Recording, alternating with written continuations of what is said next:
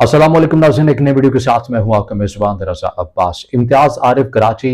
में इकरा यूनिवर्सिटी के अंदर प्रोफेसर हैं और उनके बड़े भाई इमरान आरिफ जो कि तंगदस्ती और बेरोज़गारी के सबब अपने मोटरसाइकिल के ऊपर चिप्स या पापड़ बेचकर ही अपने घर का गुजर बसर किया करते थे। उनके 3 बच्चे हैं, 3 बच्चों में सबसे छोटी बेटी आमना थी जो कि बहुत ज़हीन और काबिल थी। कराची यूनिवर्सिटी के अंदर ही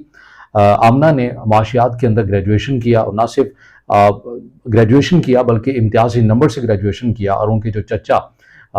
इम्तियाज़ आरिफ की जानिब से उन्हें अपनी भतीजे को ये कहा गया कि अब आपने बिज़नेस के शोबे के अंदर ही जो है वो मास्टर भी करना है और कराची यूनिवर्सिटी से नहीं करना बल्कि इकरा यूनिवर्सिटी से ही आपने करना है। अब वो इकरा यूनिवर्सिटी के अंदर दाखिला ले लेती है आमना और वहाँ पर पढ़ना शुरू कर देती है और दिन में उसको एक जॉब मिल जाती है एज ए कंसल्टेंट। वो अपनी खिदमत दे रही होती है और उसके साथ साथ वो अपने घर का गुजारा भी कर रही होती है। और जिस बाप ने इतनी मेहनत और लगन से उसको पढ़ाया होता है, अब उसका सिला उस बाप को मिलना शुरू हो जाता है क्योंकि उसकी बेटी को नौकरी मिल जाती है। लेकिन बहरहाल बेटी जो है वो दिन को ऑफिस में जाती है, ऑफिस के बाद जो है वो शाम को इकरा यूनिवर्सिटी में अपनी क्लासेस लेती है। क्लासेस लेने के बाद उनके जो वालिद हैं यानी कि इमरान आरिफ, वो अपनी बेटी आमना को यूनिवर्सिटी से पिक करते हैं और घर लेकर जा रहे होते हैं। घर के सफ़र की जानिब गामज़न होते हैं, मगर ये सफ़र उनका मुकम्मल नहीं होता है बल्कि घर से वो कब्रिस्तान का सफ़र करते हैं। और ये क्यों होता है? क्योंकि एक अमीर ज़ादी जो है वो तेज़ रफ्तारी के साथ आ रही होती है और अपनी बड़ी गाड़ी लैंड क्रूज़र या प्राडो के बारे में जिक्र किया जा रहा है, ये गाड़ी का मॉडल होता है जो तेज़ी के साथ इस बाप और बेटी को जो है वो कुचल देती है। आमना को 17 सितंबर 2024 का बड़ा शिद्दत से इंतज़ार था। उसकी वजह यह है कि 17 सितंबर 2024 को आमना को डिग्री मिलना थी और उस डिग्री के बाद उसे ये उम्मीद थी कि जहाँ पर वो जॉब कर रही है, इस डिग्री के मिल जाने के बाद उसकी तनख्वाह में खातिर खा इजाफा हो जाएगा जिससे वो अपने घर का गुजारा कर सकेगी, गुजर बसर कर सकेगी और अपने बाप को कम से कम वो आराम दे सकेगी कि वालिद साहब आपने मेरे लिए बड़ी मेहनत की है, अब ये मेरा वक्त है, मैं आपके ऊपर जो है वो इन्वेस्ट करूं और मैं आपकी मददगार साबित हूं, अब आप घर बैठिए आराम करिए। मगर जो है ये दिन नहीं आमना को देखना नसीब होता बल्कि आमना के ख्वाब, आमना के अरमान एक अमीर ज़ादी अपनी बड़ी गाड़ी में कुचल देती है इन ख्वाबों को, आमना के ख्वाबों को। लेकिन बहरहाल वहाँ के ना सिर्फ आमना और उनके वालिद साहब इस वाक़े अफ़सोसनाक वाक़े के अंदर जहाँ वक़ होते हैं बल्कि आस-पास के जो लोग होते हैं वो भी ज़ख्मी होते हैं, उन्हें भी ये गाड़ी हिट करती है और फिर उसके बाद नताशा वहाँ से भागने की कोशिश करती है मगर मकामी जो लोग हैं वो पकड़कर पुलिस के हवाले कर देते हैं। कुछ ही देर के बाद ये पता चलता है कि जो नताशा इकबाल हैं वो तो एक बड़े बाप की बड़ी बेटी हैं और एक बड़ी पर्सनैलिटी की जो है, बड़े बिज़नेसमैन की जो है वो बीवी भी हैं।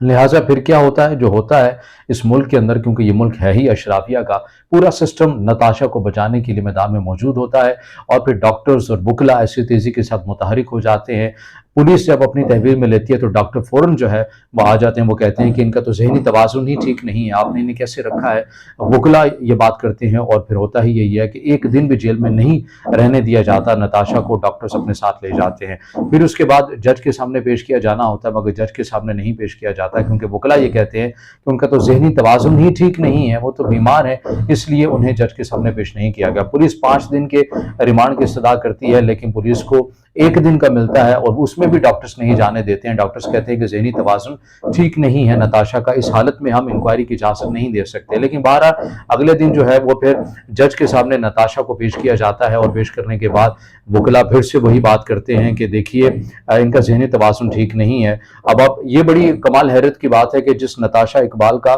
ज़हनी तवाज़ुन ठीक नहीं है, जो वकला कह रहे हैं, डॉक्टर्स ये बात बड़ी तेज़ी के साथ कह रहे हैं, वही नताशा जो है वो एक कंपनी की CEO भी है और मुतादिद कंपनी के बोर्ड ऑफ डायरेक्टर्स में भी शामिल है। एक ज़हनी बीमार मरीज़ा को आपने एक कंपनी का CEO और बोर्ड ऑफ डायरेक्टर्स कैसे फिर नामजद किया हुआ है अगर वो ज़हनी मरीज़ा है? ये सवाल बहरहाल अपनी जगह मौजूद है मगर ये सिस्टम ने ही वजूहात दी हैं। सिस्टम क्या कहता है कि आप जाइए, एलीट क्लास जाए, अगर वो किसी को कत्ल कर देते हैं, किसी आम गरीब शख्स को मार देते हैं तो फिर उससे बचने का महफूज रास्ता क्या है? आप खुद को ज़हनी मरीज साबित कर लें और फिर किसी न किसी ज़रिए आपको जो है वो सज़ा से आप बच जाएंगे। अगर ये भी ना हो सके और बहुत हद तक अगर मीडिया के अंदर या किसी भी हद तक शोर सोशल कम्युनिटी जो है वो समाजी शख्सियात जो हैं वो उठा रहे हैं تو اس صورت کے اندر کیا ہو، اس صورت کے اندر یہ ہو کہ دیت والا جو رول ہے وہ گو کہ یہ تمام چیزیں دیت والا رول موجود ہے، ایگزسٹ کرتا ہے، وہ دے دی جاتی ہے، مگر دیت والا معاملہ تو دو فریقین کے مابین ہوا، قاتل و مقتول کے مابین ہوا، مگر ریاست کی بھی تو ذمہ داری ہے نا۔ ریاست نے جن قوانین کے اوپر جو قوانین بنائے ہوئے ہیں ان کے اوپر عمل درآمد کس کی ذمہ داری ہے؟ اگر ان قوانین کے اوپر عمل درآمد نہیں ہوتا ہے، یعنی کہ سپیڈ لیمٹس کا آپ کے پاکستان کے اندر کوئی قانون ہی نہیں ہے، موٹر وے کے علاوہ آپ نے کہاں دیکھا ہے کہ یہاں پر سپیڈ کا خیال رکھیں، یا اگر آپ اوور سپیڈ کرتے ہیں تو آپ کو چلان ہوگا، آپ کو کہیں بھی دیکھنے کو نہیں ملتا ہے۔ یہی وجہ ہے کہ جس ایلیٹ کا، جس اشرافیہ کا، جس کے پاس ویگو ڈالے ہیں، لینڈ کروزر ہے، پراڈو ہے، وہ ایک عام اور غریب لوگوں کو تو وہ بہرحال وہ انسان سمجھتے ہی نہیں ہیں، وہ کچھ اور ہی مخلوق سمجھتے ہیں، بد سے بدتر مخلوق سمجھتے ہیں۔ یہی وجہ ہے کہ انہیں بری طرح روند بھی دیا جاتا ہے۔ کیا پاکستان کے اندر پہلا اور آخری واقعہ ہے؟ نہیں معلوم ہے۔ اس سے پہلے ماضی کے اندر کیا ہوا، کیونکہ ہمارے پاکستانیوں کی یادداشت اتنی نہیں ہے، ماضی کے اندر بھی چیزیں جو ہوئی ہیں ان کو بھول جاتے ہیں۔ ایک واقعہ جو اس سے پہلے بھی ہوا وہ غالباً جو ہے وہ 17 جون 2017 کے، غالباً اگر میں ڈیٹ میں آگے پیچھے بھی ہو جاؤں لیکن ایئر یہی ہے 2017 کے اندر، کوئٹہ کے اندر، کوئٹہ کے ایک چوک میں ٹریفک پولیس اہلکار جو اپنی ڈیوٹی کر رہا ہوتا ہے، ایک ایم پی ہے مجید اجگزئی کے نام سے، وہ آتے ہیں بڑی تیزی کے ساتھ اپنی گاڑی سے اور ٹریفک پولیس اہلکار کو اڑا کے رکھ دیتے ہیں، کچل دیتے ہیں، اور یہ منظر باقاعدہ طور کے اوپر سی سی ٹی وی فوٹیجز کے اندر ریکارڈ ہوتا ہے، کیس چلتا ہے، مقدمات ہوتے ہیں، معاملات عدالت میں جاتے ہیں، اور کیا ہوتا ہے ایٹ دی اینڈ مجید اجگزئی رہا ہو جاتے ہیں، باعزت بری کر دیا جاتا ہے، واضح ثبوت ہونے کے باوجود بھی انہیں بری کر دیا جاتا ہے۔ پھر 2022 کے اندر ایک محترم جج صاحب کی صاحبزادی شانز ملک، وہ دو نوجوانوں کو کچل دیتی ہیں، غالباً ایک کا نام حسنین علی ہوتا ہے اور ایک کا نام شکیل تنولی ہوتا ہے۔ ان دو نوجوانوں کو بری طرح کچل دیا جاتا ہے، اور پھر ان کے بعد کیا ہوتا ہے، ان کے گھر والوں کو انصاف ملتا ہے؟ نہیں ملتا ہے، فائلوں کی نظر ہو جاتا ہے، کیس کو ٹھپ کر دیا جاتا ہے، بند کر دیا جاتا ہے۔ اور اب یہ والا معاملہ ہے، اور اس سے متعدد ایسے کیسز ہیں جو کہ رپورٹ ہی نہیں ہوتے ہیں، جو کہ پاکستان میں میڈیا میں سامنے آتے ہی نہیں ہیں۔ کتنے ہی ایسے کیسز ہیں جہاں پر ایلیٹ جو ہے وہ اسی طرح عوام کو کچل دیتی ہے، مگر وہ ریکارڈ کا حصہ نہیں بن پاتے ہیں۔ اب یہ موجودہ کیس ہے نتاشا اقبال کا، جو کہ بڑے باپ بزنس مین کی بیٹی ہے،